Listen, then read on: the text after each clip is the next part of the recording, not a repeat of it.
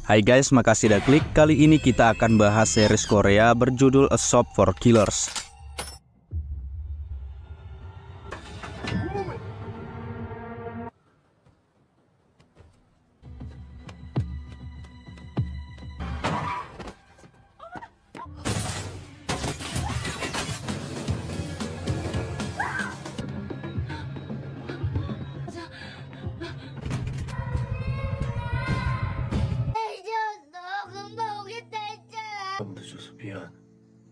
Oke guys, inilah A Shop for Killers. Cerita dimulai dengan sekelompok orang yang merasa bahwa mereka telah dibohongi oleh seseorang bernama Jiman. Mereka langsung mengejar seluruh keluarganya, termaksud keponakannya yang bernama Jian. Karena rumah Jiman cukup canggih, mereka memutuskan untuk menyusuri rumah-rumah itu dan mengincar keponakan Jiman dari jarak jauh. Keponakan Jiman, Jian, berada di sana bersama dua temannya, yaitu Bajungmin dan Sominhe. Dalam situasi terdesak seperti ini, Jian mengingat apa yang telah diajarkan paman tentang cara bertahan hidup, terutama ketika diserang secara tiba-tiba. Jiman selalu mengajarkan bahwa setiap hal yang diatur dengan sempurna selalu punya titik lemah. Dan itulah yang diajarkan kepada Jian. Jian melakukan beberapa percobaan untuk mengetahui arah tembakan tersebut. Setelah beberapa kali mencoba, akhirnya dia berhasil mengetahui arah tembakan tersebut.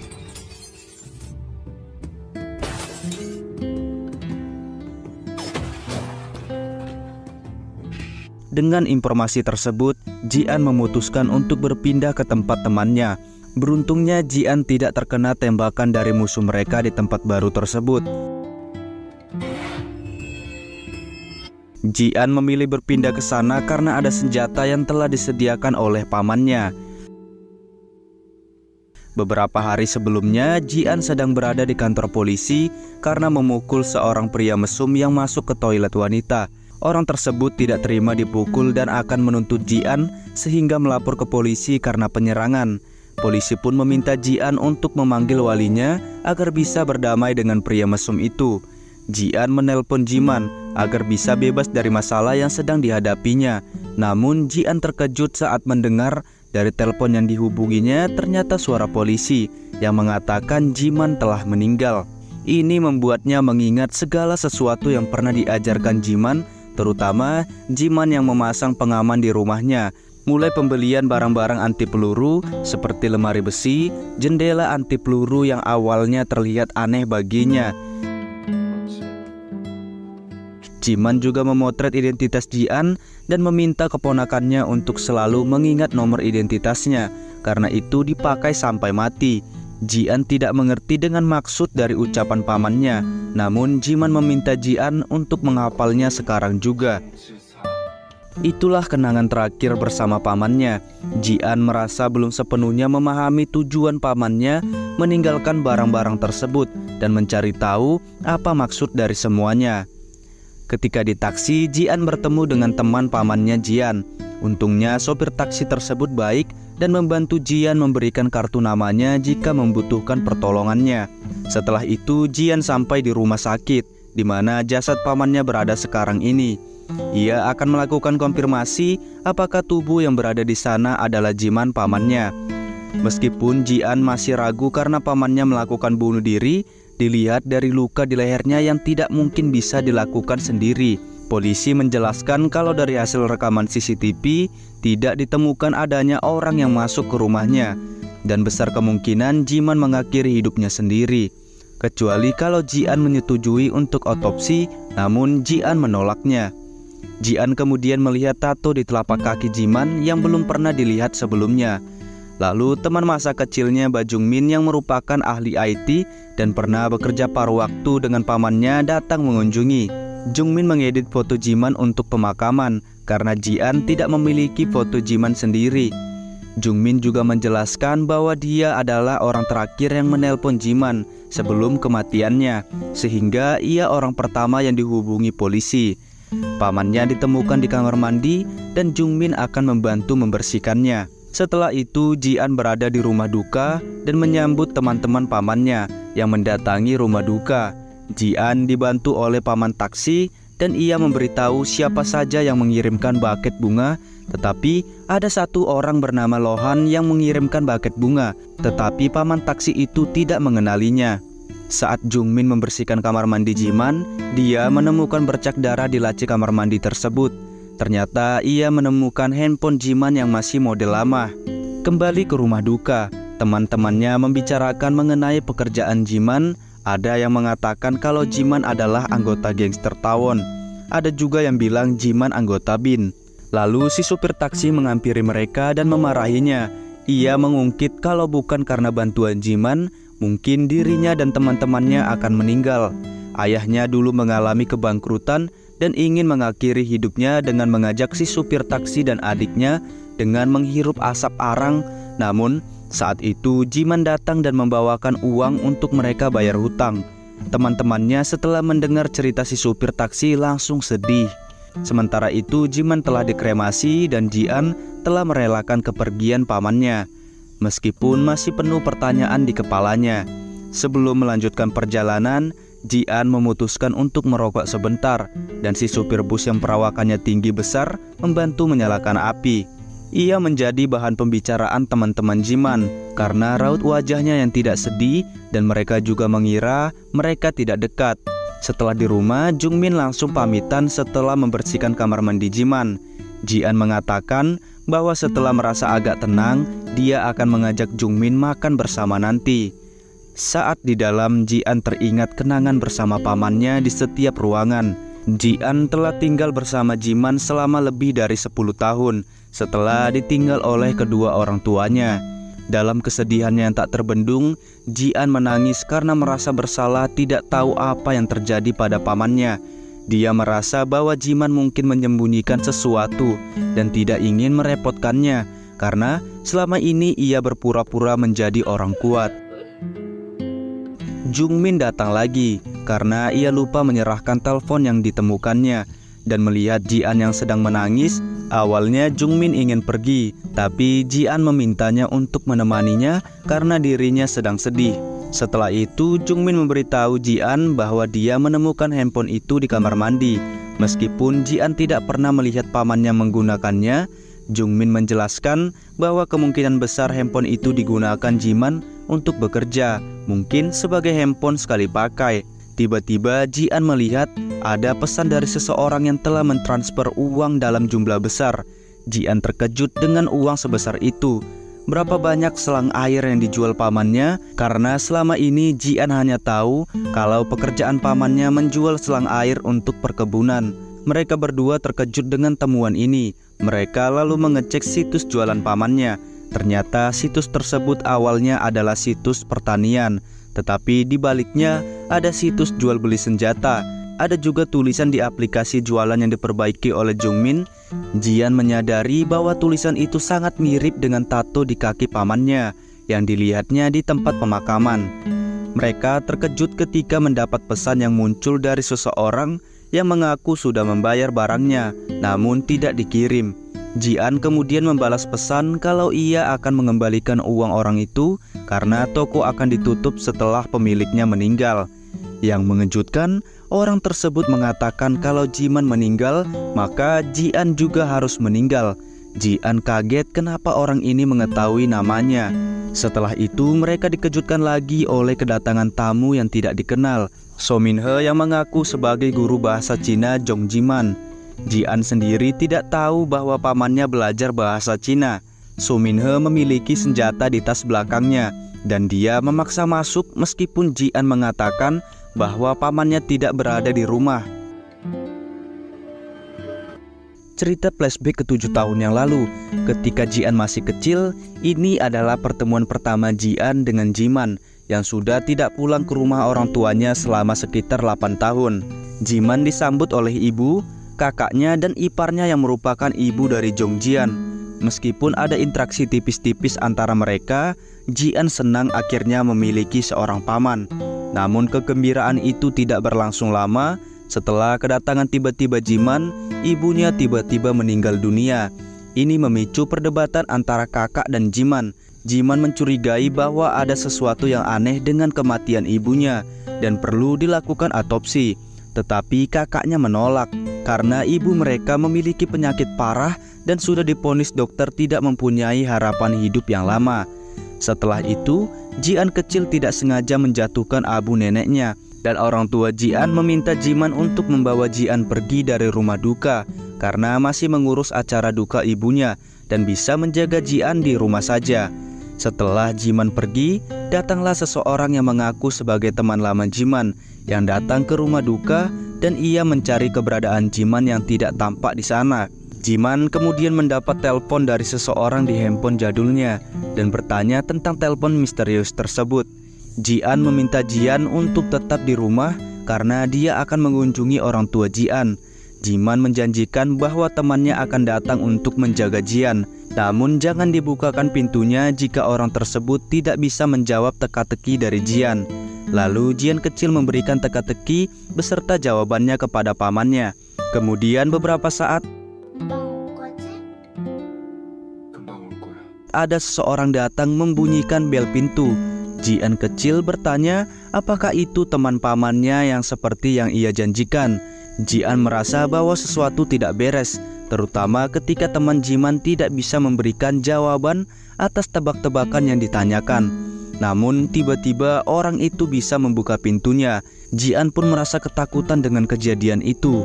Setelah itu dari belakang muncul seseorang yang langsung menarik orang itu dan menghajar orang yang masuk tadi. Ternyata orang kedua yang datang adalah teman Jong Jiman. Meskipun tampaknya ia tidak bisa berbicara, teman Jiman berhasil menjawab teka-teki tersebut dengan menulis jawabannya di teleponnya. Dia meminta Jian untuk tetap di kamar karena ada urusan yang harus ia selesaikan. Karena dari luar ada orang lain yang sedang menuju ke tempatnya. Jian setuju dan menunggu di kamar. Setelah itu dia mendengar suara perkelahian di luar dan teman Jiman yang dipenggal tangannya. Jian langsung bersembunyi dan menghindari mereka berdua dengan kabur lewat jendela dan sempat terjatuh, namun untungnya di bawah ada kasur yang menyelamatkannya. Jian yang berlari tak sengaja tertabrak mobil.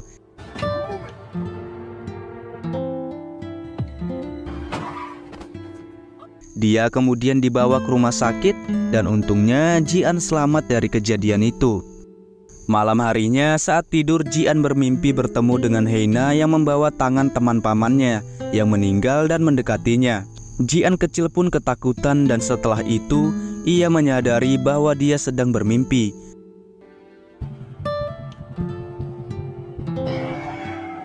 Meskipun dia tahu bahwa ada orang yang masih mengejar dan berusaha menangkapnya, dia tetap cerdas. Ketika orang itu masuk ke ruangan Jian, ia dengan cepat bersembunyi. Ia menggunakan tangga darurat untuk turun dan menjauh dari orang yang mengejarnya. Namun, pengejaran tetap berlanjut dan Jian mencari tempat persembunyian baru.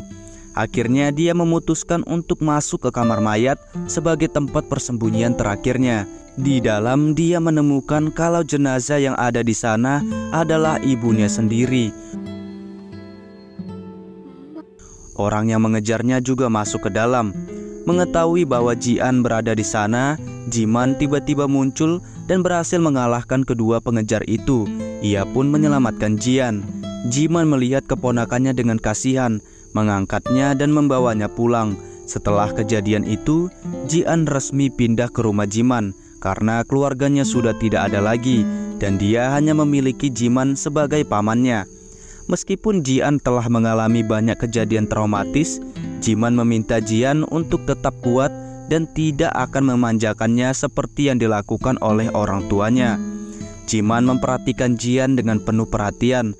Meskipun Jian terlihat pendiam dan enggan berbicara setelah peristiwa tragis tersebut. Meskipun pendiam, Jiman sangat memperhatikan terhadap Jian dan berusaha memberikan dukungan dan kasih sayang yang diperlukan oleh keponakannya yang baru saja mengalami kejadian mengerikan. Dia mengalami trauma yang mendalam dan bahkan tidak bisa berbicara. Di sekolah, dia sering dijadikan bahan ejekan oleh teman-temannya, kecuali oleh temannya Bajungmin yang tetap berusaha membantunya. Tidak ada yang mau berteman dengan Jian kecuali Jungmin.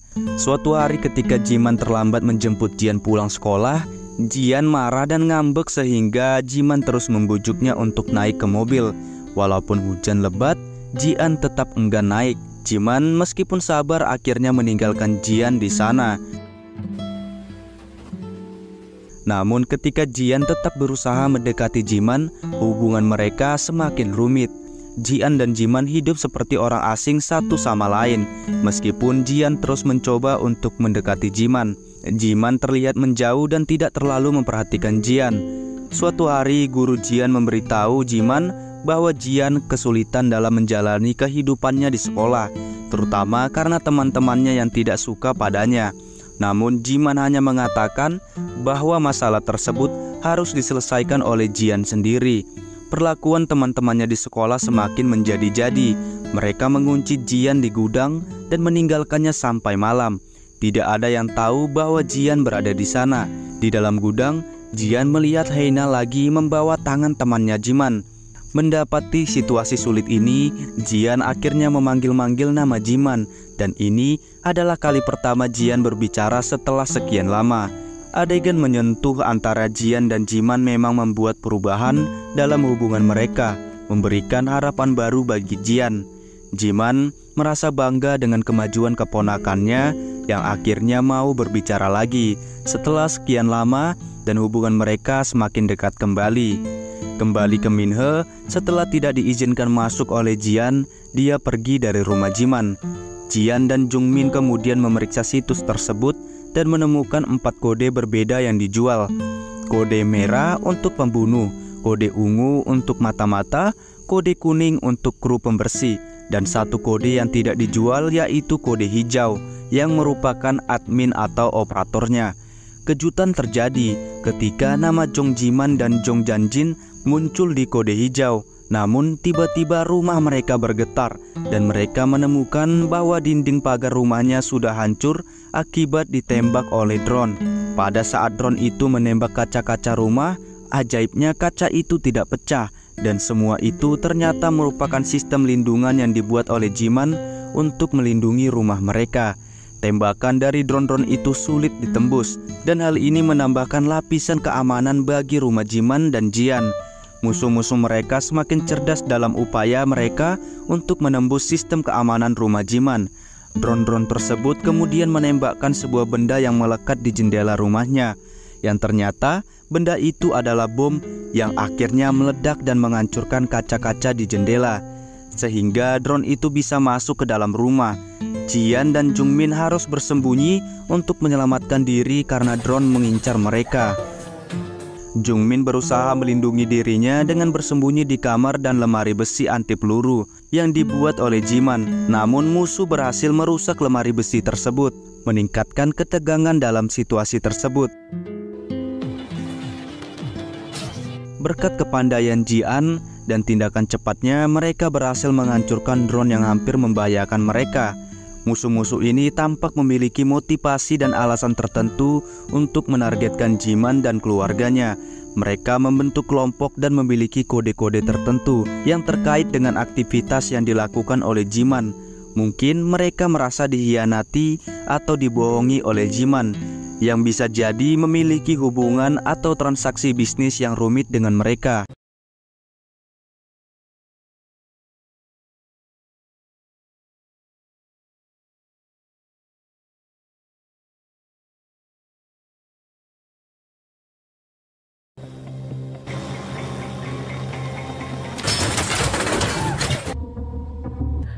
你跑不掉了。"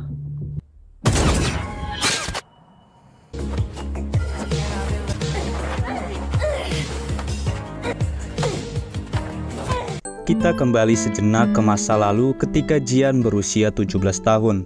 Pada saat itu, rumah Jong Jiman sedang direnovasi oleh beberapa orang. Di sini mereka meminta bayaran 2 kali lipat karena Jian meminta ditambah jendela di kamarnya.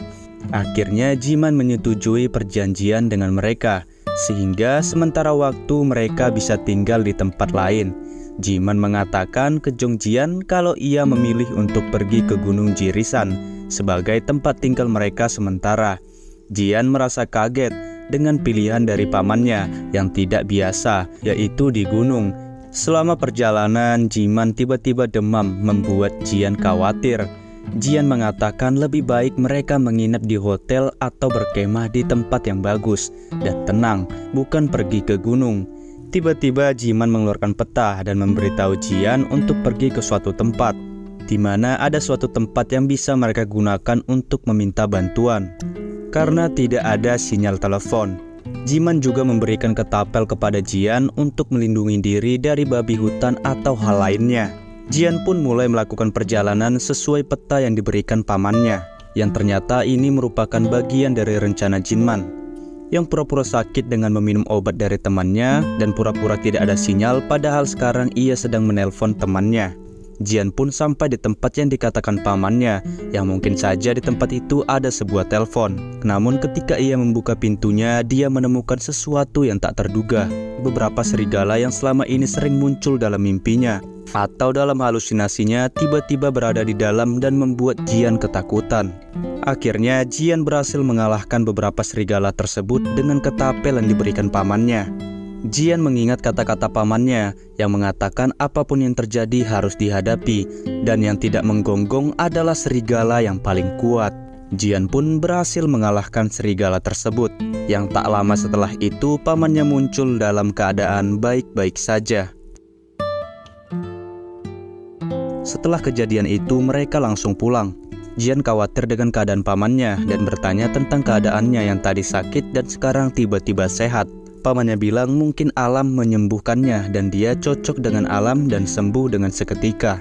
Jian juga bingung dari mana pamannya mendapatkan senjata untuk mengusir serigala.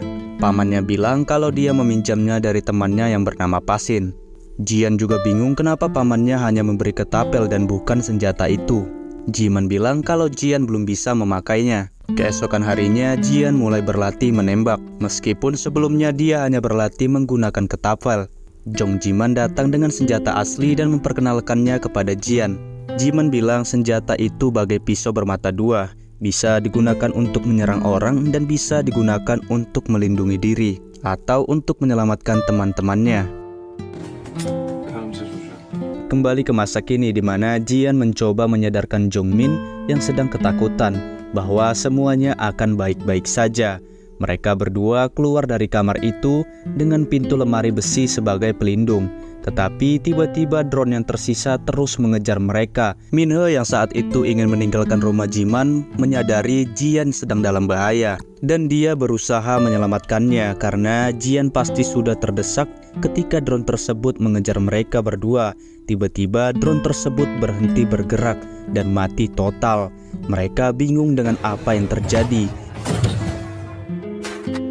Minhe datang tidak lama setelah itu dan memeriksa Jungmin karena curiga dengan Jungmin.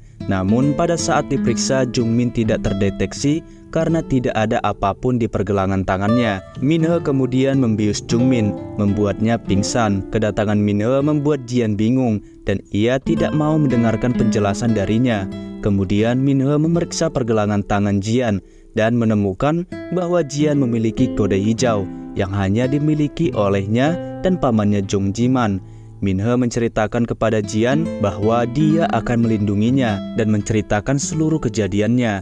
Dia juga mengungkapkan bahwa di pergelangan tangan Jian ada label yang sengaja diberikan oleh pamannya Zhong Jiman.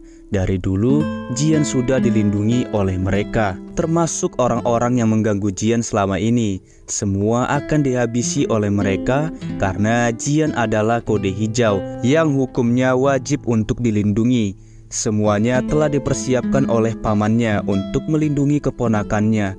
Sementara itu di kejauhan orang-orang pemburu Jian di luar sana yang kembali mengejar Jian. Mereka adalah orang-orang yang dulunya bagian dari kelompok Zhong Jiman, namun tiba-tiba berubah dan sekarang berkomplot untuk menghabisi kode hijau Jian. Pada saat Songjo yang terus membidik pergerakan Jian dengan menembak dari jauh, Minhe kemudian menggunakan bom asap untuk mengaburkan penglihatan Songjo. Songjo terkejut bagaimana di rumah itu ada bom asap dan meminta temannya yang lain untuk membantunya menghilangkan asap tersebut karena mengganggu penglihatannya. Mereka lalu mengirimkan drone untuk menghisap asap tersebut dan Minhe tentu saja tidak tinggal diam dan berhasil menembak drone itu sampai jatuh. Songjo akhirnya mengetahui siapa yang membantu Jian karena tampak Minhe di dalam teropong penglihatannya. dan ia mulai membidik Minhe sehingga tangannya terkena. Songjo kemudian mengabari Pak Kim dan rombongannya kalau Minhe ada bersama dengan Jian. Pak Kim lalu mencoba menego ulang dengan Songjo untuk menambah bayaran jika ingin dilanjutkan, karena perjanjian awalnya hanya memburu Jian saja. Songjo pun menyetujuinya, walaupun ia menganggap Pak Kim hanya mementingkan uang saja. Dalam keadaan terdesak, Jian mulai memikirkan apa yang dikatakan pamannya mengenai titik buta, dan ia pun mencoba menggunakan pecahan kaca untuk mengetahui arah tembakan. Setelah Jian mengetahui posisi musuh, ia pun naik ke atas lemari dan siap melompat ke arah Minhe untuk mengambil pistol. Beruntung pada saat ia melompat, tembakan dari Songjo meleset dan tidak mengenai Jian. Jian berusaha mengambil pistol di bawah kursi dan pada saat itu membalikkan kursi. Ternyata ada senjata yang ukurannya lebih besar yang disembunyikan pamannya di bawah kursi. Minhe kemudian mengajarkan Jian untuk menggunakan senjata tersebut untuk membidik Songjo. Melihat Jian yang memiliki senjata yang digunakan membidik dirinya, Songjo langsung kaget. Jian berhasil menggunakan alat tersebut, akan tetapi tembakannya meleset dan malah terkena ke sopir Songjo. Jian mulai percaya bahwa Minhe akan melindunginya. Minhe memerintahkan Jian dan Jungmin untuk pergi ke gudang, dan selama perjalanan menuju ke sana, Minhe akan melindungi mereka. Beruntungnya Minhe berhasil membawa Jungmin dan Jian ke gudang. Di dalam gudang mereka menemukan bahwa kode untuk membuka pintu adalah nomor identitas Jian yang selalu diingat oleh Jian. Berkat ajaran dari pamannya, dengan berhasil membuka pintu, mereka turun ke bawah dan menemukan ruangan besar yang seperti server komputer. Selain server, di sana juga merupakan gudang barang yang dijual Jiman. Selama ini di sana mereka bertemu seseorang yang menggunakan topeng bernama Brothers yang mengenal Jian.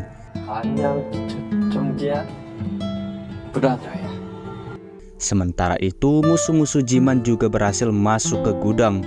Untungnya Minhe sudah siap untuk melindungi Jian. Seperti yang dijanjikan sebelumnya, semua orang dalam komplotan berhasil dikalahkan oleh So Minhe. Meskipun dia hampir terbunuh dalam pertarungan tersebut, namun dia berhasil melalui misi tersebut.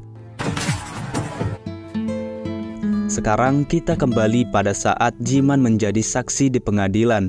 Seorang jaksa yang memanggilnya untuk memberikan keterangan untuk kasus temannya yang bernama Bal. Ia dituduh melakukan sesuatu dan Jiman ditanyai apakah Bal telah menghabisi warga sipil atau tidak. Selanjutnya Jiman dihubungi oleh temannya bernama Junchol dan dia diberitahu bahwa musuh mereka Bal masih hidup dan Bal bersama Songjo sedang menuju ke rumah duka ibunya Jiman, menghubungi Honda untuk melindungi keluarganya, terutama Jian. Namun saat perjalanan Jiman ke sana, dirinya mengalami berbagai rintangan yang diatur oleh musuh-musuh mereka, termasuk mobil yang sengaja ditabrakkan oleh seseorang. Pada saat mobil Jiman berhenti, kembali ke situasi saat ini. Setelah Brothers memperkenalkan dirinya, dia mengakui sebagai anak buah Jiman dan mengenali Jian serta Bajungmin. Brothers kemudian melemparkan borgol dan Jian pura-pura menurutinya, dan Jian langsung menyerang Brothers sampai ia pingsan. Jian kemudian teringat dengan masa lalunya bersama Jungmian, cinta pertamanya. Mereka bertemu dan jatuh cinta pada pandangan pertamanya. Mereka menjadi dekat dan sering pergi bersama, dan juga Jungmian mengantarkan Jian pulang ke rumahnya. Namun ketika mereka akan berciuman, datang Jiman dan mengganggu momen itu, yang membuat Jian kesal dengan pamannya. Pria itu kemudian diinterogasi oleh Jiman, dan paman Pasing juga mengintimidasi pria itu. Jungmian pun langsung pulang karena takut ditanyai terus. Keesokan harinya saat Jungmian datang membeli kopi, ia yang melihat Jian juga bekerja di sana, ia justru menghindarinya dan tak jadi membeli kopi. Setelah kejadian itu, ia dan Jungmian jadi jarang ketemu lagi, dan ia yakin itu adalah ulah pamannya yang melarangnya. Jian memprotes kepada pamannya yang selalu ikut campur dengan urusannya, hingga kini dia tidak punya teman. Jiman kemudian menjelaskan kalau teman pertama Jian mencuri jam tangannya. Guru bimbelnya juga yang mengalami kasus pelecehan, dan Jungmian tidak menggunakan helm saat berkendara dan menggunakan motor tanpa SIM. Jinman tidak menyukai pacar Jian karena masih SMA dan berperilaku tidak menyenangkan. Jian merasa Jinman selalu ikut campur dengan urusannya, dan ia bekerja di luar karena bertekad nanti akan keluar dari rumah ini. Namun, Jinman memberikan syarat, Jian harus bisa memukul wajahnya, lalu dia boleh pergi dari rumahnya. Jian pun bertekad akan melakukannya. Kemudian ia bertanya tentang kejadian penyebab orang tuanya meninggal. Namun setiap Jian bertanya, Jinman selalu menghindarinya atau mengalihkannya. Keesokan harinya di dalam gudang, Paman Pasing berhasil mengajari Jian cara menggunakan forklift. Kemudian ia melihat pamannya yang memperhatikannya, dan ia mencoba mencuri kesempatan untuk memukul wajah pamannya sebagai syarat untuk pergi dari rumahnya. Jadi meskipun Jian sudah berlatih keras, dia masih belum bisa mengalahkan pamannya. Emosinya semakin tinggi dan ia terus berusaha menyerang Jinman, tetapi dihalangi Pasin yang berhasil membuat Jian pingsan.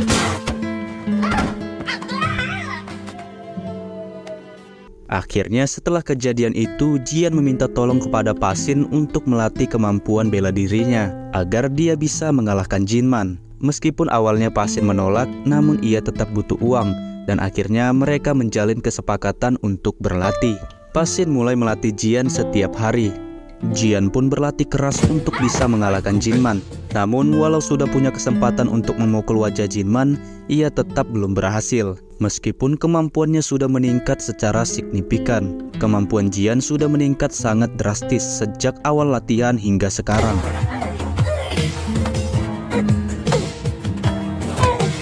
Suatu hari ketika pulang dari supermarket, Jian melihat temannya Minsuk diganggu oleh preman.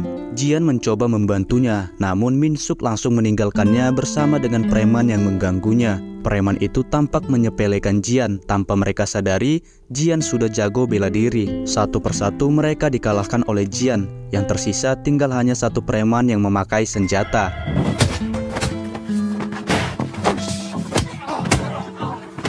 Tiba-tiba Jinman datang dan mengambil pisau pemuda tersebut dan memintanya untuk berhenti. Minsuk rupanya melaporkan kejadian itu kepada polisi, dan polisi berhasil menangkap mereka semua. Jinman menjelaskan kepada Jian, kemampuan bela diri saja tidak cukup untuk melawan musuh yang menggunakan senjata. Dan Jinman menyarankan kalau ia mengalami situasi yang sama, lebih baik dia kabur saja. Jian minta diantarkan ke Paman Pasin, namun di sana terlihat banyak orang berkumpul dan Jian mengetahui dari orang di sekitarnya bahwa Paman Pasin dituduh melakukan penipuan dan kabur. Meskipun begitu, ada pesan yang dititipkan untuk Jian yang mengatakan kalau Jian tidak lagi seperti siput dan telah menjadi lebih kuat. Jian merasa senang mendapat pesan tersebut. Kembali ke masa kini, ketika Jian berhasil membuat Brothers pingsan, ia terkejut melihat banyak CCTV yang dipasang di sana untuk memantau aktivitasnya Jian selama ini, dari tempat kerjanya, sekolahnya, sampai ke kamar mandinya. Jian merasa marah dengan tindakan Brothers yang memantaunya. Jian bertanya kepada Brothers tentang maksud dari CCTV tersebut. Brothers mengatakan dirinya sekarang ini tidak ada waktu untuk menjelaskan karena prioritasnya sekarang adalah menyediakan senjata dan obat untuk Minhe yang sedang kehabisan amunisi dan memerlukan pengobatan. Ia hanya menjalankan perintah dari bosnya saja. Ketika Brothers menjelaskan, Jungmin tiba-tiba menyalakan lampu dan ternyata Brothers mempunyai rasa ketidaknyamanannya terhadap cahaya. Jadi, jika dirinya terpapar cahaya kelamaan, badannya akan kesakitan. Jian meminta penjelasan lebih lanjut dan Brothers mulai bercerita. Namun tiba-tiba Jungmin menghentikan cerita Brothers dan menyumpal mulutnya dengan kain dan memperingatkan Jian untuk tidak percaya dengan Brothers. Akan tetapi, tindakan Jungmin sedikit membuat Jian curiga dengannya. Setelah itu, Jungmin memeriksa server ruangan komputer dan tiba-tiba Brothers sudah lepas dari borgol yang dipasang di tangannya. Brothers mengatakan ke Jian untuk tidak percaya dengan Jungmin, lalu ia kabur ke ruangan lain. Jian dan Jungmin kemudian mencari Brothers. Pada akhirnya, Brothers mencoba untuk membius Jian, tetapi upaya tersebut gagal karena Jian melawannya. Akan tetapi Jian malah terjatuh ke ruangan rahasia di bawah. dan sepertinya itu memang rencana dari Brothers untuk membawa Jian ke ruangan rahasia. Sementara itu, Brothers mematikan lampu penerangan di ruangan itu dan mencari keberadaan Jungmin.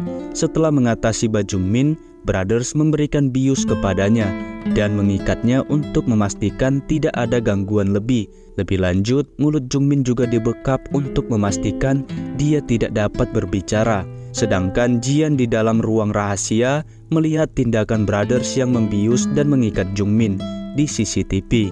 Kemudian Brothers memberitahu Jian untuk melihat sebuah buku di laci meja yang ternyata berisi tentang panduan penyerahan jabatan Jiman yang diwariskan kepada keponakannya. Isinya mengatakan bahwa setelah kematian Jinman atau ketika dia tidak aktif lagi, semua tanggung jawab dan keputusan diserahkan kepada Jian, serta semua pegawai akan mematuhi perintah Jian.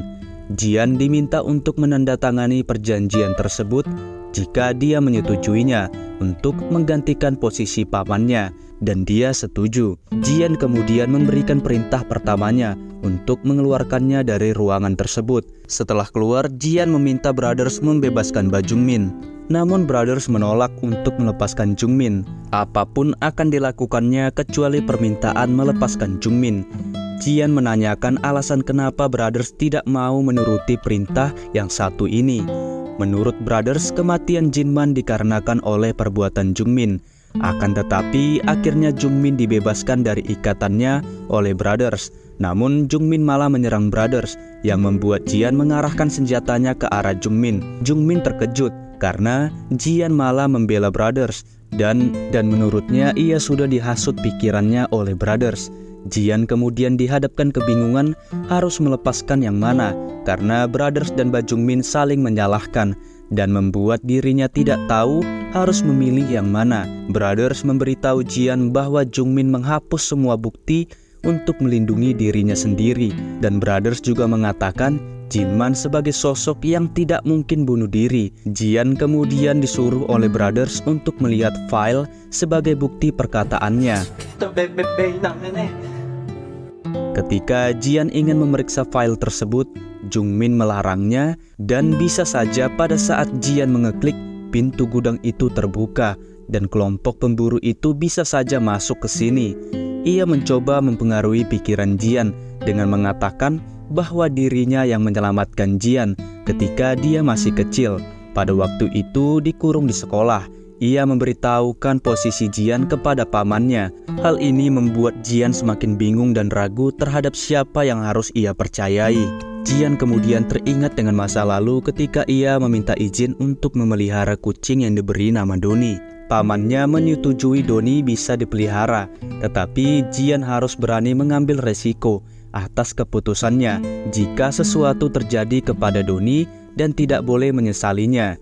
Jian akhirnya memilih melepaskan Jungmin dan menyuruh Brothers untuk pergi ke tempat Minhe agar mendapat obat dan senjata.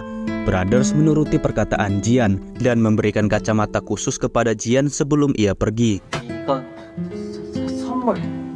Jian telah memutuskan keputusan sulit yang penuh ketidakpastian, tidak yakin siapa yang benar dan siapa yang seharusnya dipercayai. Setelah itu, Brothers naik ke atas untuk bertemu dengan Minhe, dan ternyata mereka sudah kenal sejak dulu dan sudah lama tidak bertemu.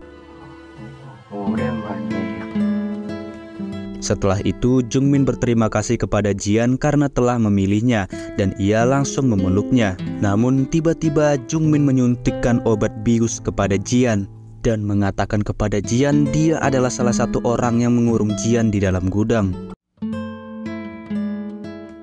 Kita flashback ke masa lalu. Pada hari itu, Jungmin bersama temannya sedang membicarakan tentang dirinya yang tidak sengaja menemukan situs jual beli senjata ilegal, yakni Murdahel, situs senjata milik Jinman. Jungmin mengaku kalau dia telah berhasil membobol situs tersebut. Namun karena keamanan yang sangat ketat, bahkan baru beberapa menit dia berhasil masuk ke dalam situs, tiba-tiba situs itu teriset kembali dengan password yang berbeda. Mendengar perkataan Jungmin, temannya pun hanya tertawa dan mengira Jungmin berbohong cuman biar dibilang hebat bisa meretas sebuah situs yang sangat berbahaya.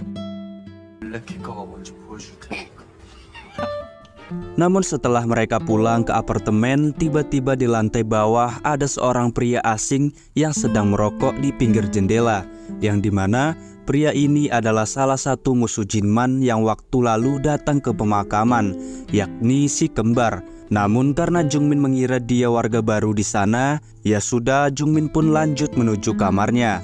Tapi begitu masuk ke dalam kamar, ternyata di sana sudah ada musuh Jinman yang lainnya yang sudah menunggu Jungmin.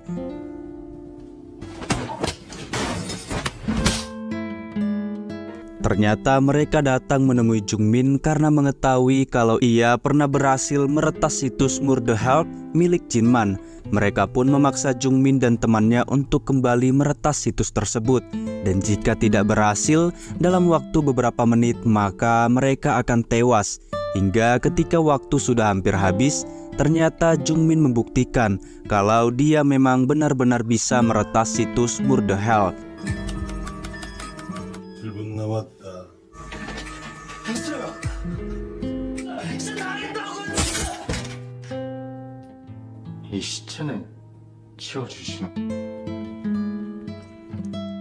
Setelah sadar kalau dirinya ternyata tidak takut akan kematian dan menyukai sebuah tantangan maut, Jungmin pun pergi ke tempat Jinman, berpura-pura melamar pekerjaan sebagai tukang bersih-bersih gudang sesuai poster loker yang Jinman sebar.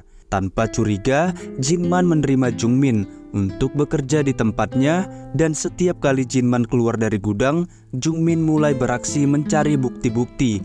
Kira-kira di manakah Murder Help dan semua senjata-senjata itu disimpan. Dari mengawasi setiap gerak-gerik Jinman, menggunakan kamera tersembunyi yang ada di pena, sampai mencoba mengendap-endap masuk ke dalam rumah untuk mencari sedikit petunjuk.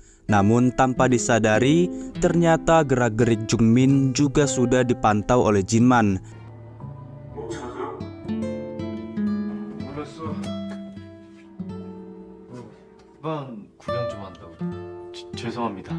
Namun dengan tidak menaruh curiga sedikit pun, Jinman yang teringat kalau Jungmin pernah mengatakan ia adalah lulusan teknik komputer, lantas memintanya untuk memperbaiki komputernya yang sepertinya rusak karena terkena virus.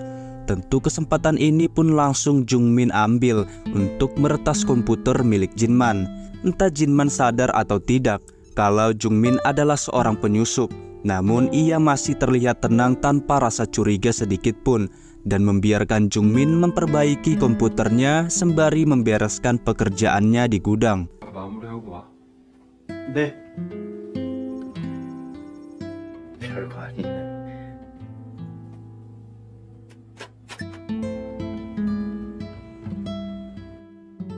Setelah kembali ke rumah, Jungmin ternyata berhasil meretas komputer milik Jinman. Di saat Jinman login ke Murder Help dari rumahnya, maka Jungmin pun otomatis ikut login ke situs miliknya. Senang karena akhirnya dia berhasil mengakali situs Murder Help dengan mudah. Tiba-tiba salah satu musuh Jinman datang untuk menagih situs tersebut agar segera diberikan kepada mereka. Namun ternyata Jungmin yang tidak ingin tewas begitu saja balik mengancam mereka dengan mengkode ulang situs yang berhasil ia retas agar tidak bisa dibuka oleh siapapun kecuali dirinya. Tentu Jungmin melakukannya karena tidak ingin tewas setelah menyerahkan situs tersebut dan ingin terus menjadi bagian dari mereka, yakni musuh-musuh Jinman.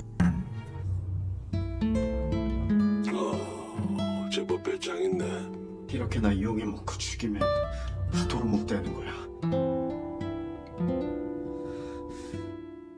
Dan kita akan kembali ke masa kini dengan Jian yang masih terikat di kursi sambil melihat rekaman detik-detik sebelum pamannya tewas. Ya, di sini kita akan mengetahui bagaimana kok bisa seorang Jung Jinman tewas dengan begitu mudahnya. Di dalam rekaman tersebut, entah bagaimana caranya, Jinman ternyata mengetahui kalau Jungmin adalah seorang penyusup.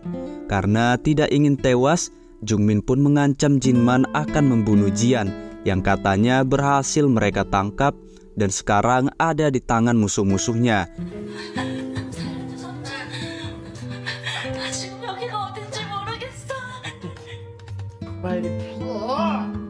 Ternyata dengan menculik Jian, Jungmin mengancam Jinman untuk mau bunuh diri jika tidak ingin keponakannya tewas. Dan karena saking sayangnya Jinman kepada Jian, yang walaupun rada aneh rasanya seorang Jung Jinman dengan mudahnya memberikan nyawanya begitu saja. Namun, ya disinilah akhirnya Jung Jinman pun merenggang nyawa karena diancam dan demi untuk menyelamatkan keponakannya Jian. 약속 지키라고 똑바로 전해. 나한테 돈 안 갚아도 된다.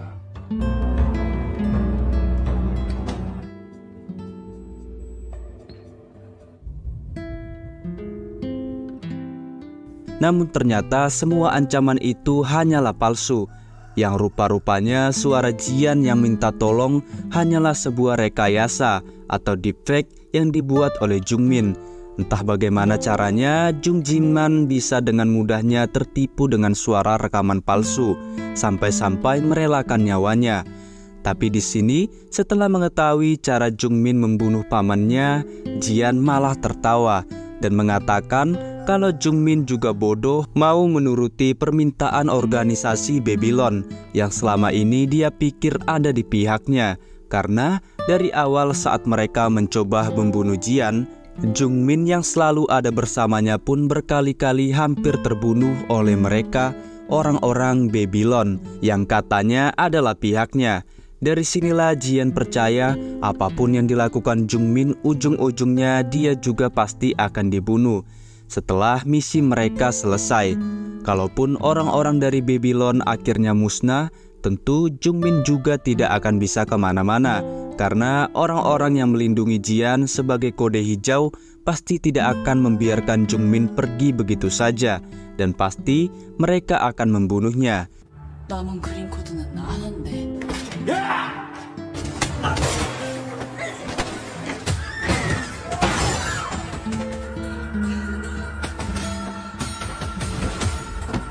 Setelah berhasil meloloskan diri, Jian yang tidak bisa kemana-mana pun berusaha sebisa mungkin untuk mencari cara kabur dari sana atau harus melumpuhkan Jung Jinman. Hingga tiba-tiba Jian teringat ajaran pamannya tentang bagaimana ia harus bisa memanfaatkan apapun yang ada di sekitarnya jika dalam keadaan terdesak. Dengan sebotol sabun dan seutas tali dari loker kuning, Jian membuat jebakan untuk bisa melumpuhkan Jungmin. Dan karena saking fokusnya untuk membunuh, tanpa disadari Jungmin pun akhirnya masuk ke dalam perangkap.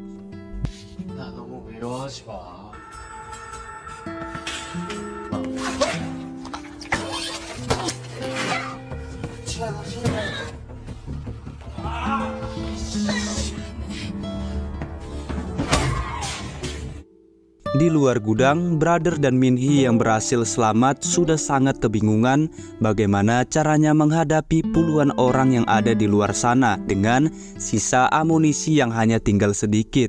Dan bukannya kembali ke gudang untuk mengambil stok senjata, Brother malah tiba-tiba membawa sebuah palu bogem yang sangat besar, entah untuk apa. Yang ternyata Brother sudah mengetahui kalau Jinman rupa-rupanya telah menyiapkan beberapa senjata di balik tembok untuk situasi seperti ini.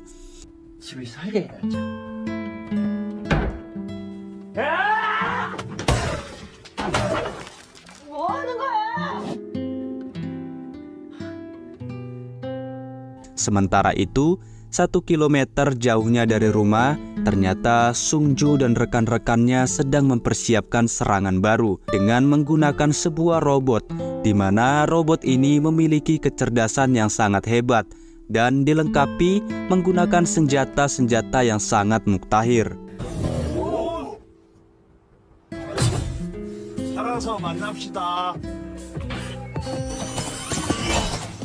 Mengetahui kalau serangan dadakan akan segera datang, Brother lantas mengaktifkan sistem pertahanan terakhir yang dimiliki oleh rumah Jinman, yakni menutup semua pintu masuk dan jendela agar para begundal-begundal yang ada di luar tidak bisa menyerang mereka.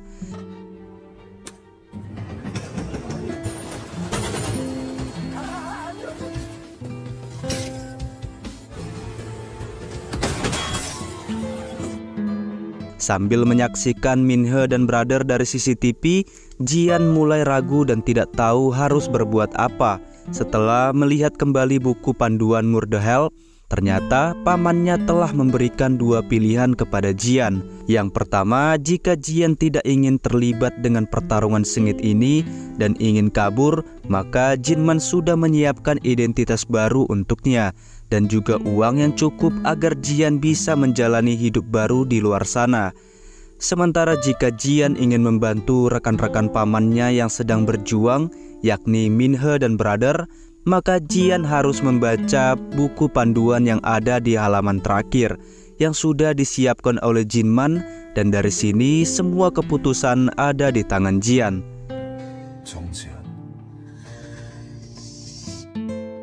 Sementara di rumah, ternyata robot yang super cerdas ini bisa ngebor pintu baja. Dengan senjatanya, Minhe dan Brother yang sudah terkepung pun bersiap-siap menggunakan masker karena gas akan disemburkan untuk melumpuhkan mereka.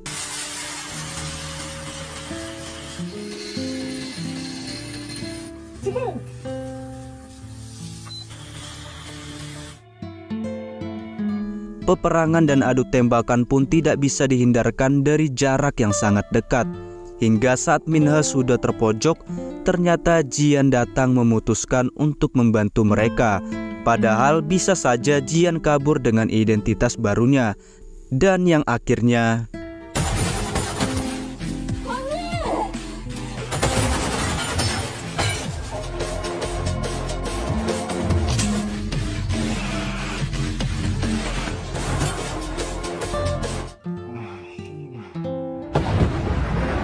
namun setelah bom diledakkan, ternyata satu begundal lagi tidak tewas karena ledakan itu.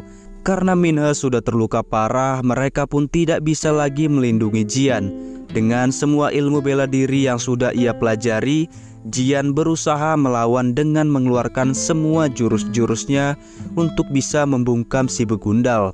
Namun apa daya, perbedaan fisik memang sangatlah berpengaruh, sehingga Jian tidak bisa menumbangkannya. Dan ketika ia sudah terkapar dan hampir saja dieksekusi, tiba-tiba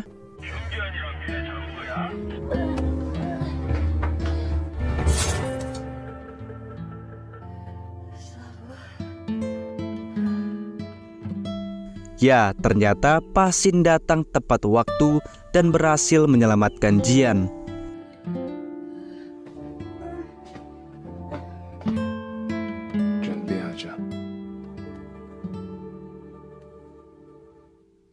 Saat para anak buah Babylon tidak ada yang tersisa, ternyata Bell, orang yang mendalangi semua penyerangan kepada Jinman, selama ini mengawasi mereka dari kejauhan. Melihat anak buahnya yang gagal, Bell pun meminta agar si kembar untuk mengurus sisanya. Dan siapakah Bell sebenarnya? Kenapa ia sangat dendam kepada Jinman? Mari kita flashback ke beberapa tahun sebelumnya untuk menguak ceritanya.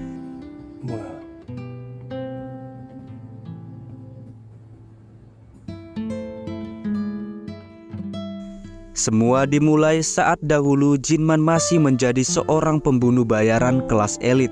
Jinman sebagai kapten memang dikenal tidak takut mati karena baginya misi adalah satu-satunya yang paling penting. Masalah nyawa belakangan.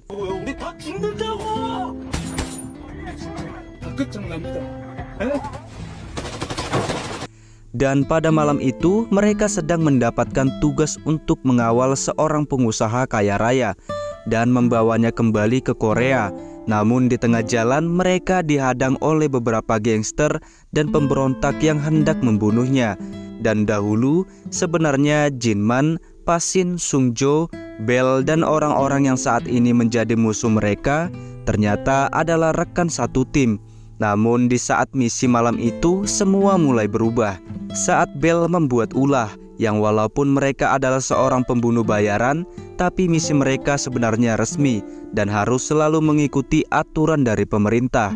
Dan di saat semua orang mematuhi peraturan tersebut, Bell yang seorang psikopat yang sangat menikmati saat membunuh seseorang, dia malah selalu saja mengacuhkan peraturan dan membunuh warga sipil.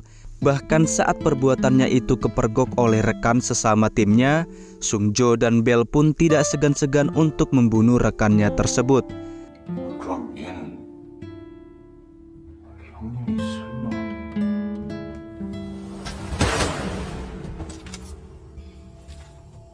Merasa ada yang tidak beres karena Bell dan Sungjo tidak kunjung kembali, Jinman dan Pasin mencoba mencari tahu apa yang sebenarnya terjadi. Di saat itulah Jinman pun melihat kalau rekannya sudah tewas dan ada beberapa warga sipil yang juga tergeletak di hadapannya. 어떻게 된 거야?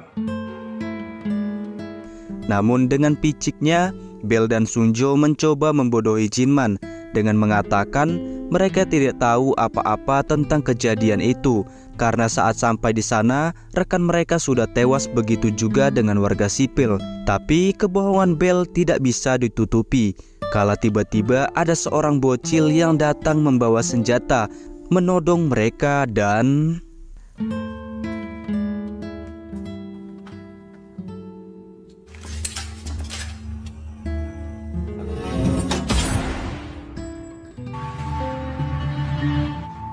목격자는 없어야지. setelah Bell membunuh warga sipil yang tidak berdosa, pengadilan pun digelar untuk bisa mengadili Bell atas perbuatannya. Jinman diminta untuk menjadi saksi. Apakah benar bahwa ia melihat dan mengakui kalau rekannya tersebut telah membunuh beberapa warga sipil? Namun walaupun melihat secara langsung, ternyata Jinman sangat sulit untuk membuat keputusan. Rupa-rupanya beberapa rekannya menantang Jinman yang hendak menjebloskan Bell ke dalam penjara dengan hukuman mati. Di antaranya ada Sungjo dan juga si kembar. 안 그래요? 뭘 목격했다는 것은? Karena sulit untuk membuat keputusan, Jinman lantas melaporkannya kepada atasan mereka, yakni Lee Yong-han, kalau memang benar Bell telah melenceng dari peraturan dan membunuh banyak sekali warga sipil saat menjalankan operasi. Namun ternyata Lee Yong-han tetap membela Bell karena menurutnya korban warga sipil memang tidak bisa dihindari dalam setiap operasi mereka. Hingga pada akhirnya Jinman pun terpaksa melepaskan Bell, namun dengan sebuah syarat, yakni Jinman tidak mau di dalam misi mereka selanjutnya Bell dimasukkan ke dalam timnya. Mendengar syarat tersebut, Yong-han pun langsung setuju dan Bell akhirnya dibebaskan. Did you or did you not see? So let me ask you again.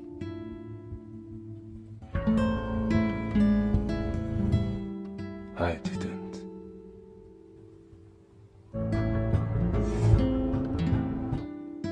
Namun tidak beberapa lama kemudian ternyata Lee Yong-han tidak benar-benar menepati janjinya saat mereka mendapatkan misi yang sangat berbahaya untuk menangkap seorang bandar narkoba.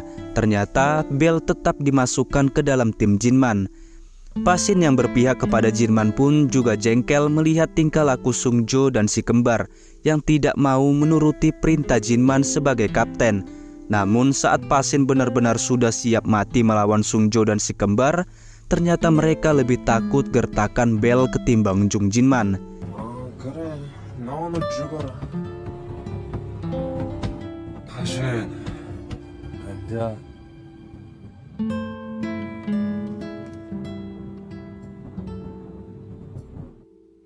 Dan sebelum misi dimulai, Jinman yang benar-benar sudah tidak bisa mentolerin perbuatannya, ia lantas memperingati Bell untuk tetap patuh pada peraturan dan di bawah perintahnya untuk tidak lagi ada warga sipil yang menjadi korban. Namun ternyata bukannya mematuhi Jinman sebagai kapten, Bell malah semakin membuatnya kesal karena memang sangat bandel dan malah seperti hendak menantang Jinman. 버리고 싶어하는 눈빛이더라고. 쓸데없는 소리 하지 말고 대답이나 해.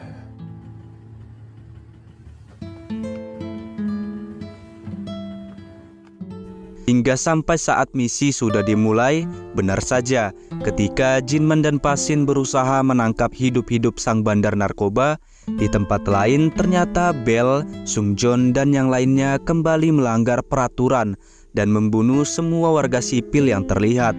Bahkan saat mereka menemukan beberapa gadis yang disekap di tempat itu, Bukannya ditolong, dengan biadabnya Bell malah melemparkan granat ke sel para gadis untuk memuaskan rasa ingin membunuhnya. Memang dasar psikopat.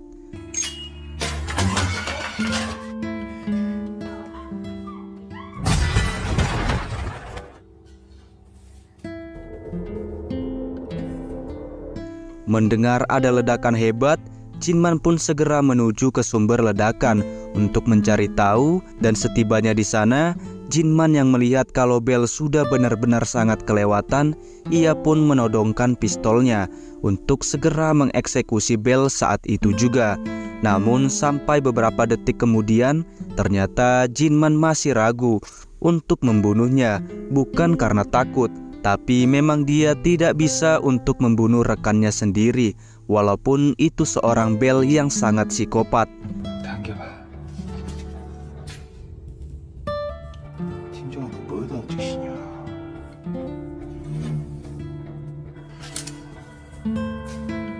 Karena tidak ingin berita tewasnya warga sipil menjadi masalah lagi, Jinman meminta semua anggotanya untuk meledakkan gedung tersebut, menghilangkan barang bukti. Namun saat semua orang sudah turun gedung, Jinman yang masih berada di dalam kamar si bandar narkoba, tiba-tiba ia mendengar masih ada orang yang bersembunyi di dalam lemari yang ternyata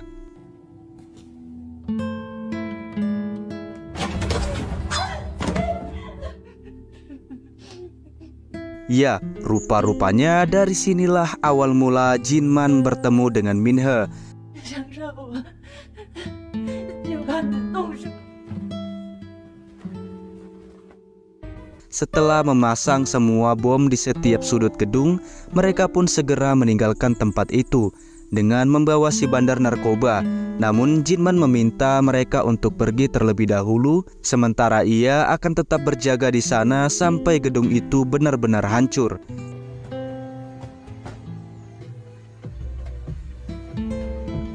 Yang tentu tanpa diketahui oleh rekan-rekan lainnya, Jinman sebenarnya hanya ingin menyelamatkan Minhe yang masih berada di dalam agar tidak dibunuh oleh Bell.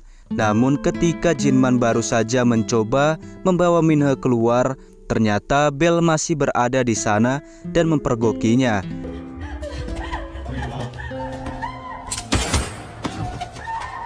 Karena Bell adalah seorang psikopat yang sangat-sangat haus akan darah, Bell pun berusaha membunuh Minhe walaupun ia dalam perlindungan Jinman. Karena sudah tidak bisa kemana-mana lagi, terpaksa Jinman pun mau tidak mau meladeni Bell untuk 1 lawan 1 dengannya. Dengan hanya menggunakan sebilah pisau, mereka pun adu kekuatan untuk membuktikan siapa yang lebih hebat di antara mereka.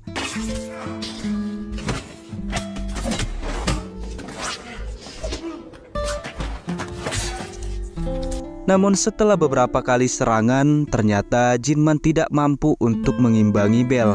Tentu karena Jinman yang masih memiliki hati tidak ingin membunuh rekannya sendiri. Sementara Bell adalah seorang psikopat yang siap membunuh siapapun tanpa alasan. Namun di saat nyawa Jinman sudah di ujung tanduk, tiba-tiba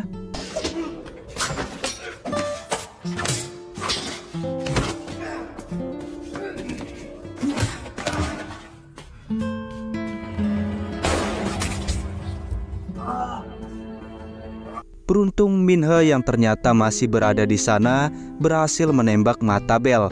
Dan karena tidak bisa membiarkan Bell hidup berkeliaran karena sangat berbahaya, Jinman pun menghujamkan pisaunya sedalam mungkin dan membiarkannya tewas di dalam ledakan gedung tersebut.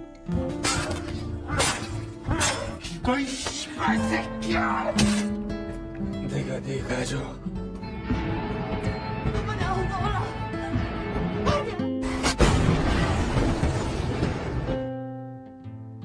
Beberapa hari setelah kejadian itu, Jinman memohon pamit kepada Lee Yong-han untuk cuti atau berhenti menjadi seorang pembunuh bayaran.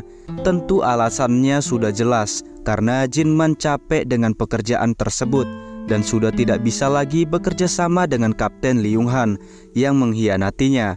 Namun setelah berhenti dari pekerjaannya, ternyata Lee Yong-han tetap memutuskan untuk terus mengawasi Jinman dimanapun dia berada. Dan pada hari itulah Jinman akhirnya pulang setelah 8 tahun lamanya dan bertemu dengan Jian.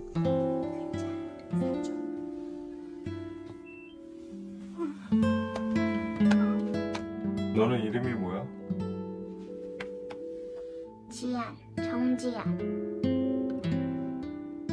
Beberapa bulan kemudian, di sebuah perbukitan, Sungjo yang juga sudah keluar dari organisasi masih melatih keahliannya dengan sniper yang selalu ia bangga-banggakan. Dan di saat itulah, saat Sungjo sedang fokus-fokusnya, tiba-tiba yang entah bagaimana ceritanya, bel yang sudah ditikam sampai tembus ke jantung, bahkan sudah diledakkan sekalipun, ternyata masih hidup dan berdiri di hadapan Sungjo.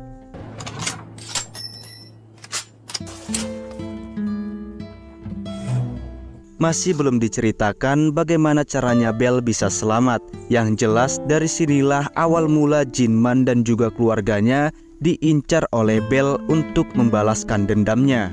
Setelah Bel selamat dari ledakan bom, dia kembali untuk balas dendam dengan menghancurkan seluruh keluarga Jinman.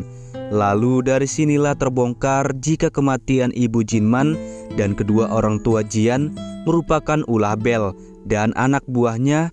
Bahkan mereka membunuhnya dengan cara yang sadis.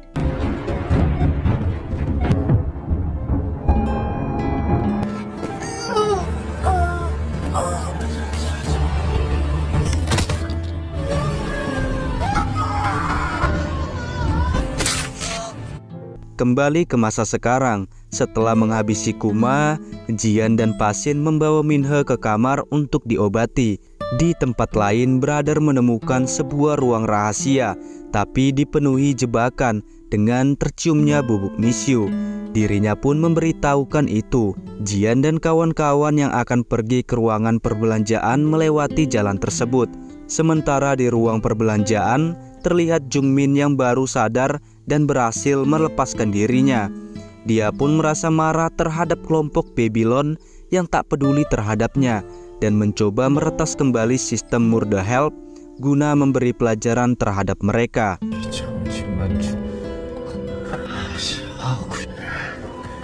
Brother yang sedang membuka laptopnya mengetahui jika sistemnya sedang disadap oleh Jungmin.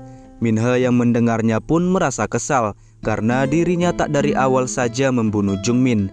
Nah, di saat yang bersamaan, robot anjing yang sudah korslet tiba-tiba bergerak kembali dan mengeluarkan sebuah gelombang suara yang membuat Jian dan kawan-kawannya kesakitan. Di tengah telinga yang melengking, Pasin beberapa kali menembak robot anjing itu, namun tak berpengaruh sedikit pun. Dengan begitu, Pasin pun menyuruh Jian untuk pergi ke lorong kamar mandi menyelamatkan diri. Akan tetapi, di saat itu tiba-tiba sebuah mobil menerobos masuk dan hampir menabrak Minhe yang akan menghancurkan robot anjing. Ternyata mereka adalah si kembar dan Sungjo. Minhe yang mencoba melawan pun segera ditembak oleh si kembar. Sedangkan Jian yang melihat Sungjo segera pergi untuk bersembunyi. Di sisi lain, Pasin yang melihat Minhe tertembak mengajak dua kembar itu untuk berduel 1 lawan 2 tanpa pistol. Meski begitu, Pasin terlihat masih bisa mengimbangi serangan dua kembar dan bahkan dia unggul.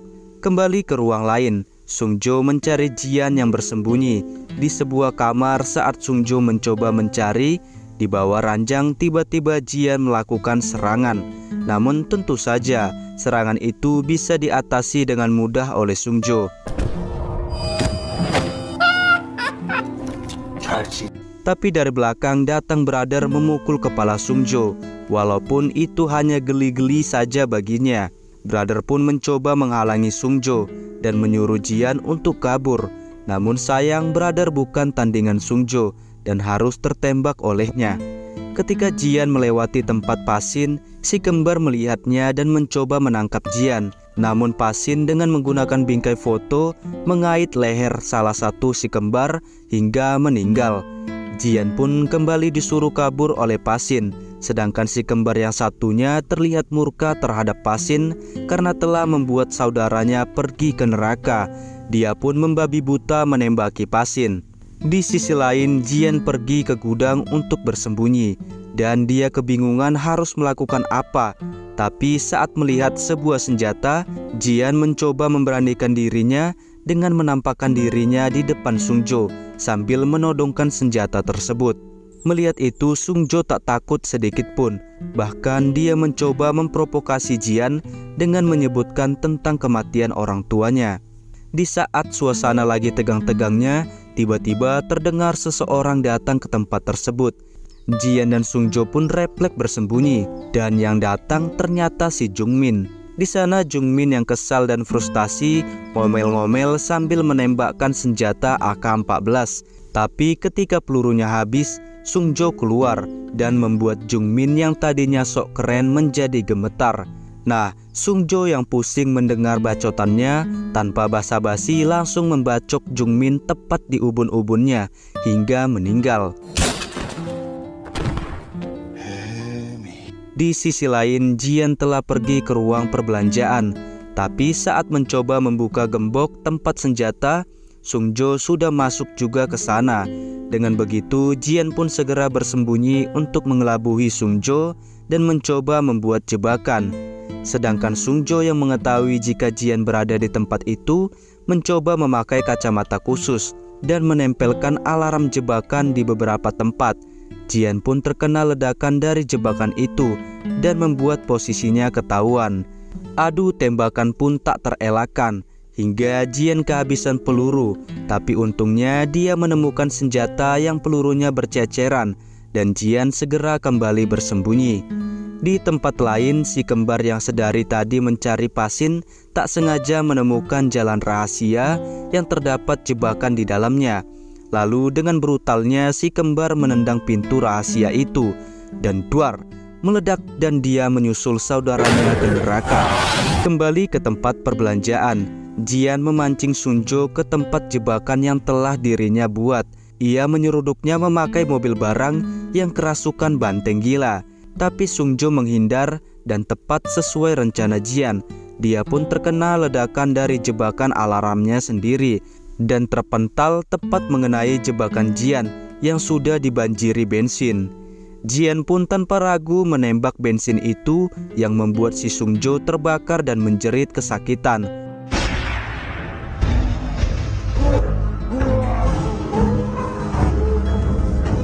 Namun sialnya, alarm kebakaran berbunyi dan mengeluarkan air yang membuat Sungjo selamat. Sungjo pun murka dan mencoba menerkam Jian dengan pisau dapurnya. Akan tetapi Jian mendahuluinya dengan mengheadshot Sungjo dan membuatnya is dead.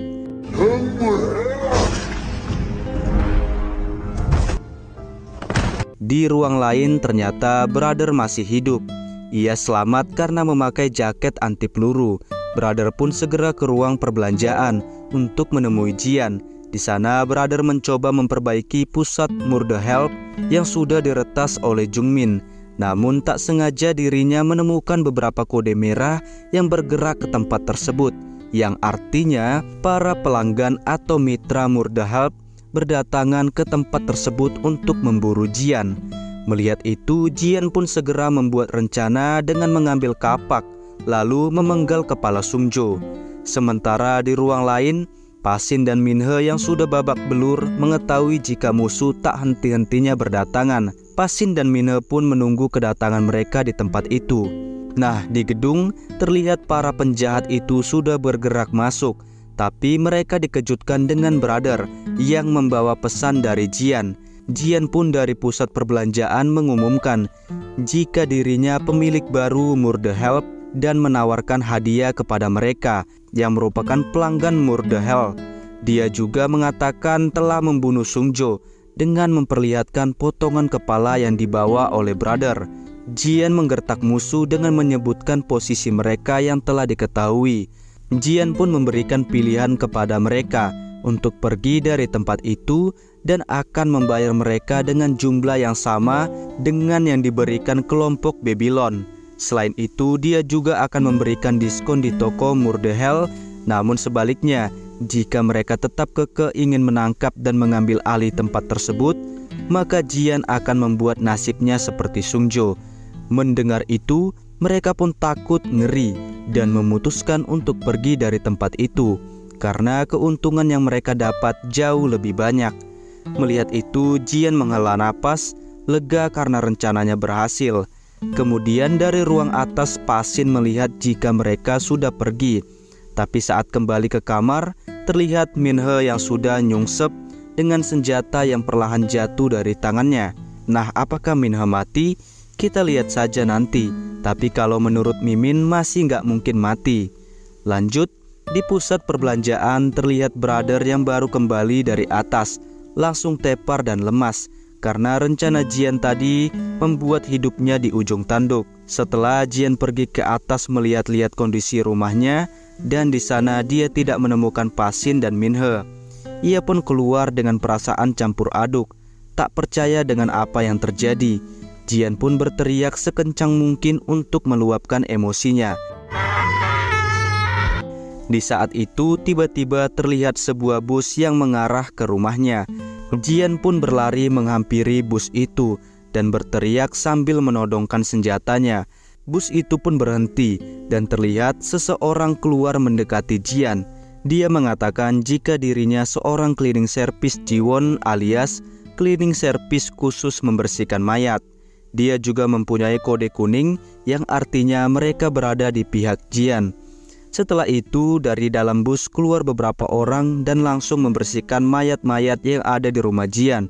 Akan tetapi hal yang mengejutkan terjadi. Tiba-tiba sebuah mobil taksi datang dan dari dalamnya keluar Jung Jiman. Hal itu pun membuat Jian terkejut dan film pun tamat. Oke guys, begitulah keseluruhan alur A Shop for Killers. Mohon bantuannya, like and subscribe. Dan semoga kalian diberi kesehatan dan rezeki melimpah. Oke, terima kasih, sampai jumpa lagi.